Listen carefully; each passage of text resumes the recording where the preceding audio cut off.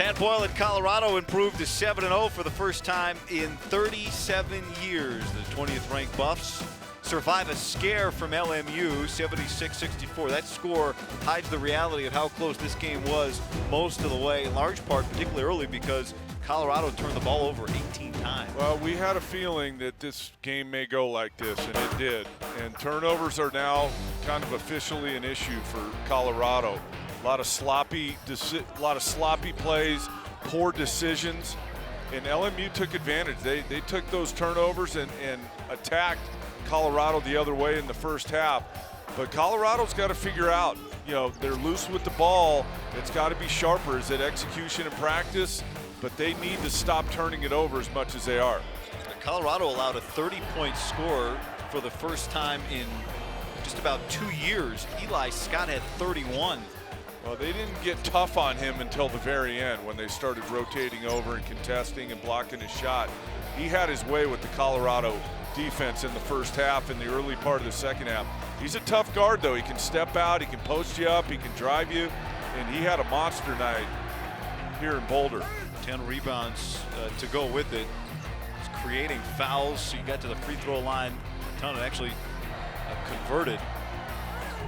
Batty doing a good job. It seemed like the second effort sometimes is where Scott was able to get his. But Colorado overcome, and they did. And Deshaun Schwartz was a big part of that in the second half. Made some big shots, didn't he? And they needed them, all of them.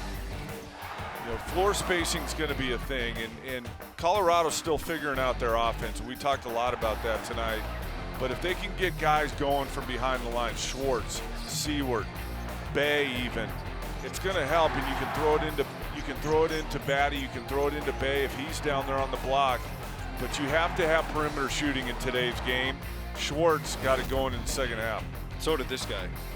Well, the numbers aren't going to say that McKinley Wright played great, but he spun the game around on his own. And we talked about him taking the challenge in guarding Eli Scott late, and that was a big factor. And then he got into attack mode on the offensive end. They follow him, guy. This team follows McKinley Wright. So if he brings the energy and enthusiasm, the whole team's going to have it. He had the clutch free throws as well. What do you think of Tyler Bay in this game? I thought he was a little uneven. I thought he was going to be more in attack mode. Eli Scott took it to him in the first half. He didn't rebound as much tonight as he normally does, but again, guy, this is a game. Just throw away the game tape, throw away the stat sheet. We got to win.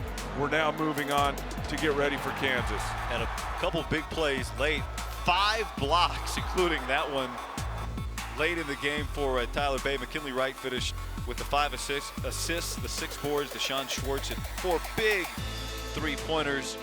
And Colorado finished the game on a 15-2 run over the final 4 minutes and 17 seconds. Here's what I come away with, guy, watching Colorado live for the first time. They are very good defensively.